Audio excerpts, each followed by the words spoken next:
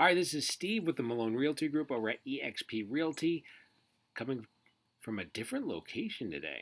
Now we're getting some work done at our house, so we are on the road a little bit for a couple of days. So I figured I'd do a quick little update, and hopefully we're back in the home office pretty soon, because you know how that goes, being on the road like that. So need to get back home, get that work done. Anyway, let's talk about what we need to talk about. We need to talk about the market. So it is now a couple days into November, as we like to do. We like to look at what happened last month.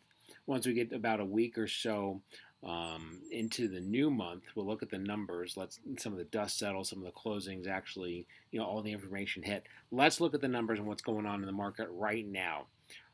So in October, what we've been seeing is we've been seeing a lot of, slowing down the market. We've seen that really since June, and the question has been, are we seeing a seasonal slowdown, or are we seeing a more suspicious slowdown? Like, we're kind of worried about what's going to happen in the market. And there were some signs that most of the signs said there's still a healthy market. There were some things that we were watching. One of the things we talked about last time was the price per square foot wasn't going up.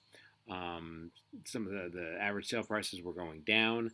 Some of the things to watch for, and I was like, all right, we're going to give it a minute. Let's see what happens. So this month, coming out of October, I feel a little bit more comfortable in saying that the market, while it is slower, it is still strong. It's still a great time to sell, and it's a better time to buy than we had earlier this year. So the market is still strong. So we start out by saying, and we'll just start, we've been saying it, we've been saying it, we've been saying it, and we're going to say it again. If you're waiting on the sidelines for the prices to go down before jumping in, you're going to wait for a long time, because it's not going to happen anytime soon. We have far too few listings on the market right now. If you have too few listings and you have many more buyers than that, which is where we are right now, you're not going to have home prices go down. It's just the way that it is. So is it better than it was at the beginning of this year, like in March and April, when things were just super crazy, bananas, nutty, whatever whatever words you want to use? Yes. I mean, that was completely crazy. Now we're just in a very strong seller's market. So buyers are in a little bit better position. Sellers are still in a great position. And the market, I think that once we get into 2022, I think things are going to be kind of swinging. And I think that we're going to get into a better position personally as I look at the landscape and I kind of look at what's going on, economically in the country, and I look at kind of the sentiment of what people think. I really believe that once we get into spring, that things should open up a little bit. We're going to get even more homes come on the market. The buyers are still going to be there. The rates, while they're going to be up a little bit, is kind of what the predictions look like. They're still going to be near those historic lows. So, I mean, we're not going to get mad because rates have gone up to, let's say they go up to 3.5. We're not going to be mad about that. They go up to 3.5. Okay? I mean, they're not 6. Okay? If they get up to 3.5 and you buy the house in a year, they go back down to 3, you can always refinance. If they go to 2.5, you can always refinance. It is what it is. We got lenders that can help you do that and do it for cheap. Okay? So, we say all of that to say the goal right now is to find the house, win the bid, get in the house, and especially if you're a first-time home buyer, you want to get the ball rolling on picking up equity, because it's a much different thing when you're buying a house and you have no equity to cash in on to buy the next house, versus if you're buying a house and you've been in a house for 5 years and you got 5 years worth of equity. You're in a much, much different place. Okay. I went down a complete rabbit hole right there. Let's come back. All right, so let's talk about what the numbers from October look like. The average home price has gone up. Let me pull up the numbers real quick so I can give you the actual numbers. The average home price in Atlanta, Georgia, $419,677 in October. That's up from $408,972. So that's up substantially from where it was the month before. The number of new listings down just a little bit. The number of pending sales down just a little bit. So when you add it all together, the number of homes for sale in the FMLS right now, coming out of October, is 12,044, down a hair from when it was 12,300. which the previous month it was 12,364. The previous month was 12,618. So we've been hovering in that 12,000 and change range for a while, which is still higher than it was at its lowest point. Lowest point was like down around 10,000 in February and March. So we're still above that, not quite to where we were at the end of last year. Let's see. I think it's interesting to note the days on market have gone up. Gone up from the lowest point, it was around 15 or 16. Now it's up to 20. We talk about the month's supply. We've talked about that in the past. It's still holding at 1.4. Percentage of list price, that continues to come down, but it's still above 100. It's 100.7% last month. Price per square foot is up a little bit. It kind of flatlined for a couple months, kind of went flat. It's up pretty substantially, up to around $165 per square foot. That's across the entire FMLS. Some counties are a little bit more than others. Dollar volume, we sold in the entire FMLS about $3.3 billion worth of real estate in the FMLS last year. Shows to pending, this is an interesting one. And shows per listing. Let's look at shows per listing. Shows per listing is up to 11. It had bottomed out a little bit. It had bottomed out to 11.2 and then down to 10.2. Now it's back up to 11.0. So what does that mean? And I think, all right, so let's look at all the numbers that we just spewed out there.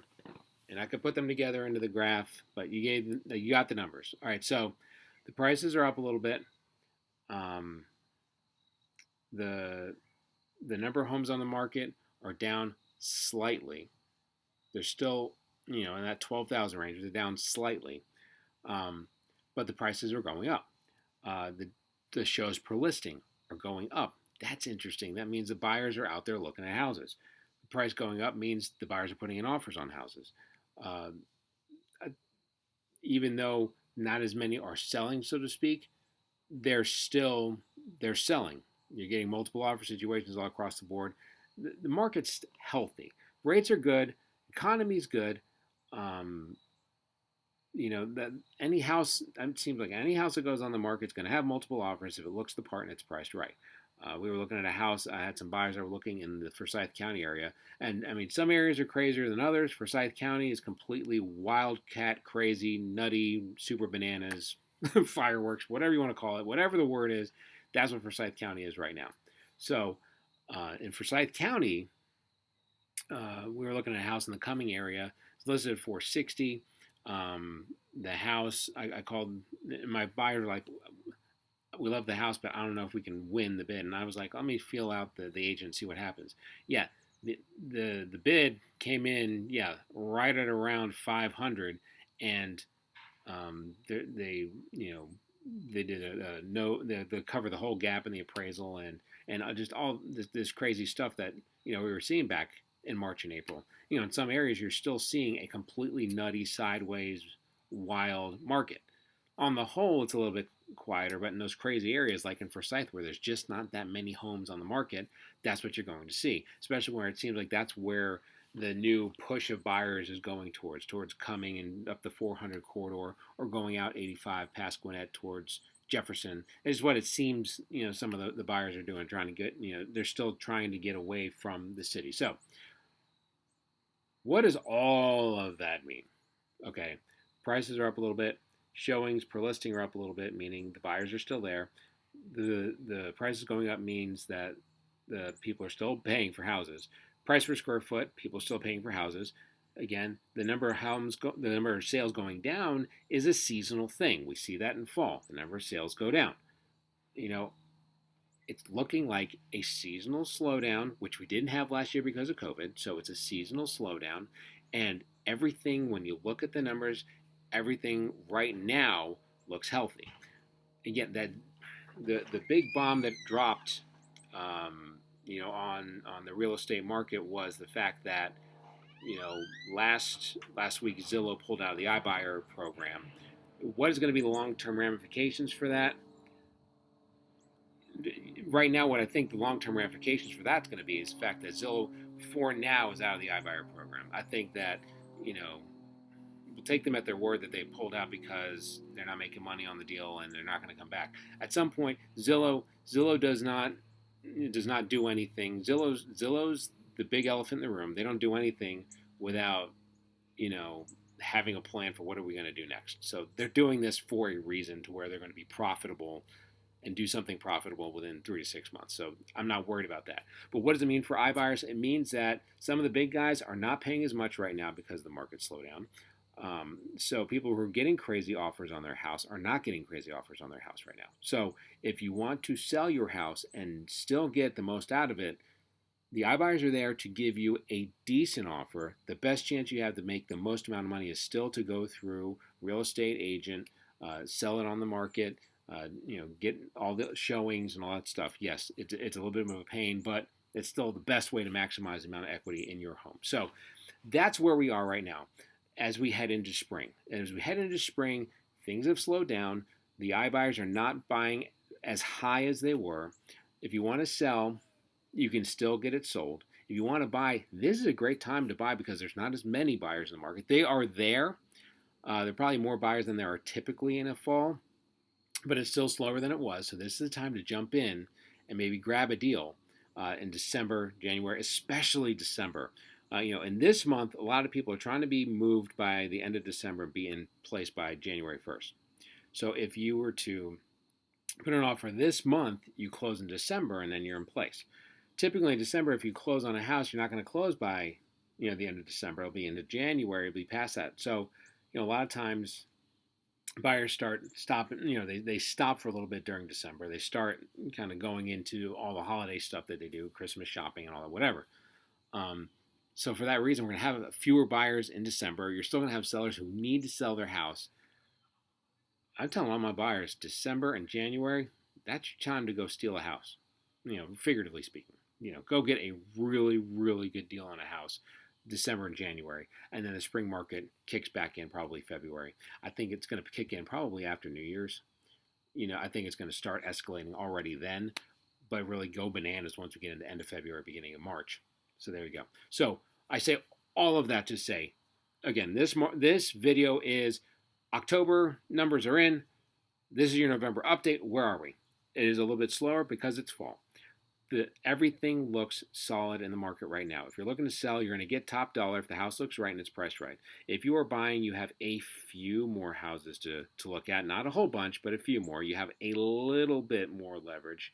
Not a whole lot, but a little bit. Everything looks healthy in the real estate market right now.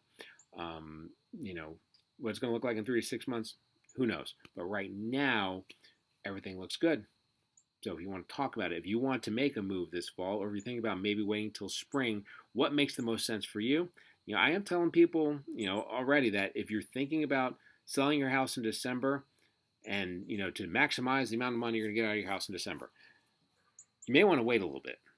Now, if you have to sell your house in December, sell your house in December. But if you're thinking about doing that as a good financial move to make the most amount of money possible, maybe it makes more sense to wait.